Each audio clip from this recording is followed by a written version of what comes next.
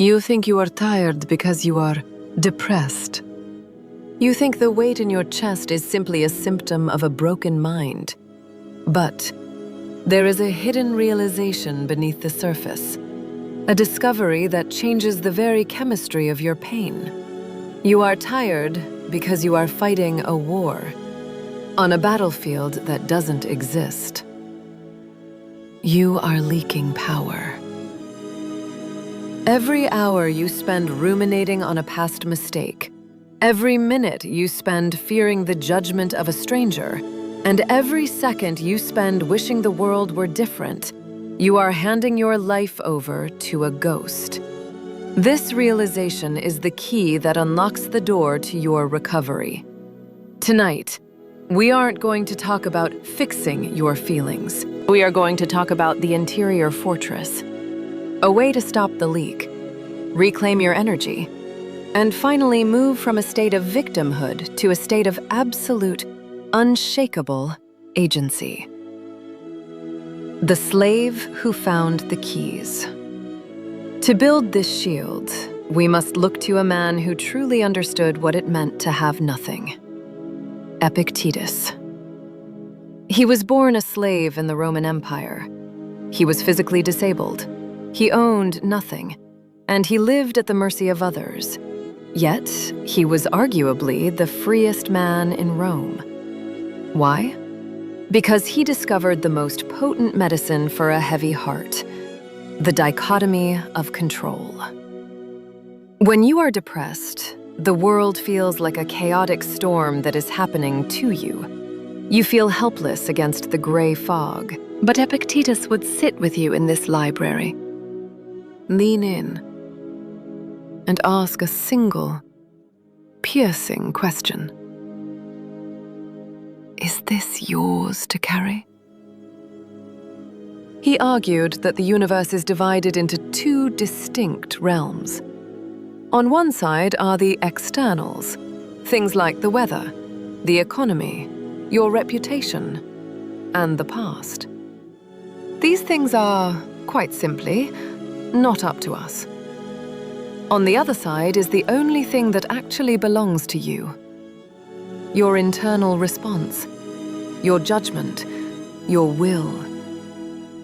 Depression thrives when we try to reach across that line. It feeds on the energy we spend trying to control the uncontrollable. When we stop trying to fix the world and start tending to our own interior fortress, the fog begins to lift. Not because the world changed, but because we stopped giving it permission to break us. The Stoic Shield Protocol. So, how do we apply this in the middle of a dark day? We use a practical, actionable template to filter our pain. This is the Stoic Shield Protocol. Step 1. The morning filter.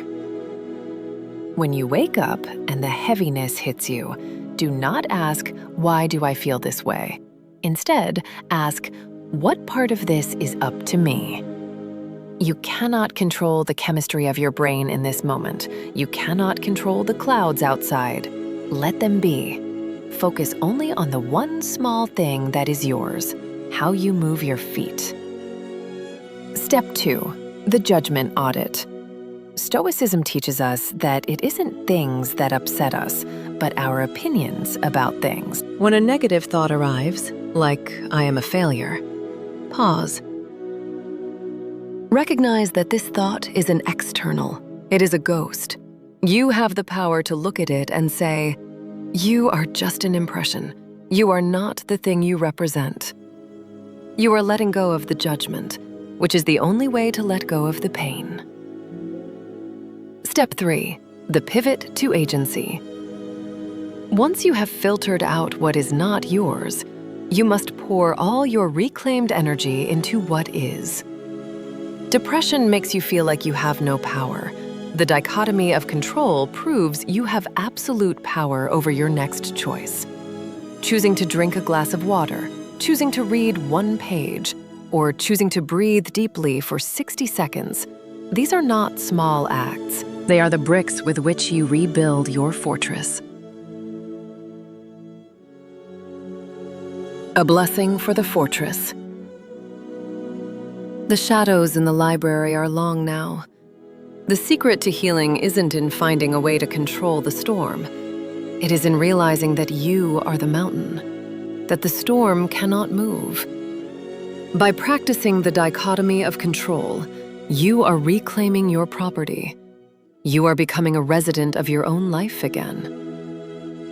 You are stronger than the fog. You always have been. If this map of the mind has helped you find your footing tonight, I invite you to join our circle of residents here in the stacks. By subscribing, you are helping us build this sanctuary for others who are still lost in the gray. We are stronger when we study the light together. Sleep well, architect. The fortress is holding. And always, stay curious.